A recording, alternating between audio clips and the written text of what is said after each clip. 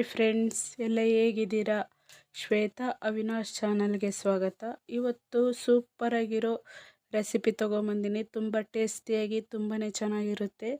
ಸೌತೆಕಾಯಿ ತಂಬಳಿ ಅಂತಲೂ ಹೇಳ್ಬೋದು, ಸೌತೆಕಾಯಿ ಹಸಿ ಅಂತಲೂ ಹೇಳ್ಬೋದು. ತುಂಬ ಟೇಸ್ಟಿಯಾಗಿ ತುಂಬಾ ಚೆನ್ನಾಗಿರುತ್ತೆ. ಸರ್ವೇ ಸಾಮಾನ್ಯ, ಎಲ್ಲರೂ ಈ ಬೇಸಿಗೆ ಟೈಮಲ್ಲಿ ಎಲ್ಲರೂ ಮಾಡ್ತಾರೆ. ನೋಡ್ತಾ ಇದ್ದೀರಲ್ಲ ಫ್ರೆಂಡ್ಸ್, ಏನು ಸೂಪರಾಗಿ ಬಂದಿದೆ ಅಂತೇಳಿ. ನಿಮ್ಮನೆಯಲ್ಲೂ ನೀವು ಟ್ರೈ ಮಾಡಿ. ನಾನು ಜೋಳದ ಮುದ್ದೆ ಜೊತೆ ಮಾಡಿದ್ದೀನಿ. ರೈಸ್ ಜೊತೆಗೂ ಚೆನ್ನಾಗಾಗುತ್ತೆ. ತುಂಬ ಟೇಸ್ಟಿಯಾಗಿ ತುಂಬಾ ಚೆನ್ನಾಗಿರುತ್ತೆ. ಬನ್ನಿ ಫ್ರೆಂಡ್ಸ್, ಈ ಸೌತೆಕಾಯಿ ಹಸಿ ತಂಬಳಿ ಹೇಗೆ ಮಾಡೋದು ನೋಡ್ಕೊಂಬರೋಣ. ಫಸ್ಟು ಮಿಕ್ಸಿ ಜಾರ್ ತೊಗೊಂಡಿನಿ. ಸ್ವಲ್ಪ ಸೌತೆಕಾಯಿ ಈ ಥರ ಚಿಕ್ಕದಾಗಿ ಕಟ್ ಮಾಡ್ಕೊಂಡು ಹಾಕ್ಕೊಂಡಿನಿ ರುಬ್ಲಿಕ್ಕೆ. ಈ ಥರ ಮಾಡೋದ್ರಿಂದನೂ ಚೆನ್ನಾಗಿರುತ್ತೆ.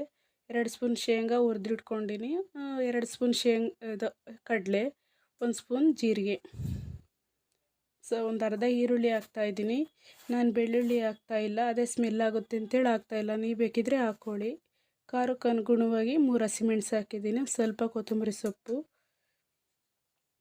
ಸ್ವಲ್ಪ ನೀರು ಹಾಕ್ತಾಯಿದ್ದೀನಿ ರುಬ್ಲಿಕ್ಕೆ. ನೈಸಾಗಿ ರುಬ್ಕೊಂಬರ್ಬೇಕು. ರುಬ್ಬಿರೋದಾಗಿದೆ. ರುಬ್ಬಿರೋ ಮಸಾಲೆ ಎಲ್ಲ ಒಂದು ಪಾತ್ರೆಗೆ ಹಾಕ್ಕೊಂಡಿನಿ. ಜಾರ್ ತೊಳೆದ ನೀರೇ ಒಂದು ಸ್ವಲ್ಪ ಹಾಕ್ತಾಯಿರೋದು ಇದಕ್ಕೆ.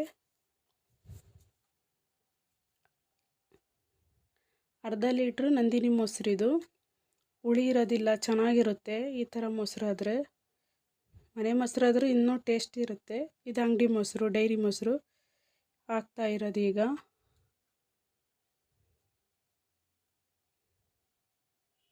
ಈ ಪೂರ್ತಿ ಹಾಕಿದೆ ಅರ್ಧ ಲೀಟ್ರ್ ಮೊಸರು. ಈಗ ಚಿಕ್ಕದಾಗಿ ಕಟ್ ಮಾಡ್ಕೊಂಡಿರೋ ಸೌತೆಕಾಯಿ ಹಾಕಿದ್ದೀನಿ. ಒಂದು ದೊಡ್ಡ ಈರುಳ್ಳಿ ಚಿಕ್ಕದಾಗಿ ಕಟ್ ಮಾಡ್ಕೊಂಡಿನಿ. ನೀವು ಬೇಕಿದ್ರೆ ಈರುಳ್ಳಿ ಸ್ಕಿಟ್ ಮಾಡ್ಕೋಬೋದು, ಬೇರೆ ಸೌತೆಕಾಯಿನೇ ಹಾಕ್ಬೋದು. ಸ್ವಲ್ಪ ರುಚಿ ತಕ್ಕಷ್ಟು ಉಪ್ಪು. ಒಂದ್ಸರಿ ಮಿಕ್ಸ್ ಮಾಡ್ಕೋಬೇಕು. ಸ್ವಲ್ಪ ನೀರು ಹಾಕ್ತಾಯಿದ್ದೀನಿ. ತೆಳು ಇದ್ದರೆ ಚೆನ್ನಾಗಿರೋದಿಲ್ಲ, ಒಂದು ಗಟ್ಟಿ ಹದ ಇದ್ದರೆ ಚೆನ್ನಾಗಿರುತ್ತೆ. ಇಷ್ಟು ಹದ ಇದ್ದರೆ ಸಾಕು. ಲಾಸ್ಟಿಗೆ ಒಗ್ಗರಣೆ ಕೊಡೋಣ.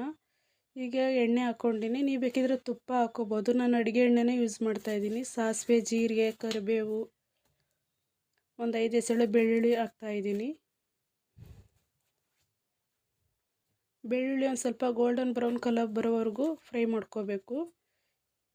ಈಗಾಗಿದೆ. ಸ್ಟವ್ ಆಫ್ ಮಾಡ್ಕೊಳ್ಳೋಣ. ಸ್ಟವ್ ಆಫ್ ಮಾಡಿಕೊಂಡು ಸ್ವಲ್ಪ 1/4 ಟೀ ಸ್ಪೂನ್ ಅರಿಶಿನ ಪುಡಿ ಹಾಕ್ತಾಯಿದ್ದೀನಿ ಕಲರಿಗೋಸ್ಕರ. ನೀವು ಬೇಕಿದ್ರೆ ಸ್ಕಿಟ್ ಮಾಡ್ಕೊಳ್ಳಿ. ಸ್ವಲ್ಪ ಇಂಗು ಹಾಕಿದ್ರೂ ಚೆನ್ನಾಗಿರುತ್ತೆ, ನಾನು ಹಾಕ್ತಾಯಿಲ್ಲ. ಈ ಹಸಿಗೆ ಮಿಕ್ಸ್ ಮಾಡ್ಕೊತಾ ಇದ್ದೀನಿ. ಸೌತೆಕಾಯಿ ಹಸಿ, ಸೌತೆಕಾಯಿ ತಂಬಳಿ ಅಂತಲೇ ಹೇಳ್ಬೋದು. ಒಳ್ಳೆ ಮಿಕ್ಸ್ ಮಾಡಿಕೊಂಡ್ರೆ ಕಲರಿಗೋಸ್ಕರ ಅರಿಶಿನ ಪುಡಿ ಹಾಕ್ತಾ ಇರೋದು. ನೀವು ಬೇಕಿದ್ರೆ ಸ್ಕಿಟ್ ಮಾಡ್ಕೊಳ್ಳಿ. ನೋಡಿದ್ರಲ್ಲ ಫ್ರೆಂಡ್ಸ್, ಈಗ ಅರಿಶಿನ ಪುಡಿ ಹಾಕೋದ್ರಿಂದ ಸೌತೆಕಾಯಿ ಹಸಿ ತಂಬಳಿ ಎಷ್ಟು ಟೇಸ್ಟಿಯಾಗಿ ಎಷ್ಟು ಚೆನ್ನಾಗಿದೆ. ಈ ರೆಸಿಪಿ ಇಷ್ಟ ಆದರೆ ಲೈಕ್ ಮಾಡಿ, ಶೇರ್ ಮಾಡಿ, ಸಬ್ಸ್ಕ್ರೈಬ್ ಮಾಡಿ. ನೀವೇ ನೋಡ್ತಾ ಇದ್ದೀರಲ್ಲ ಎಷ್ಟು ಚೆನ್ನಾಗಿದೆ ಅಂತೇಳಿ. ಜೋಳದ ಮುದ್ದೆ ಜೊತೆಗೆ ಸರ್ವ್ ಮಾಡ್ತಾ ಇರೋದು. Thank you.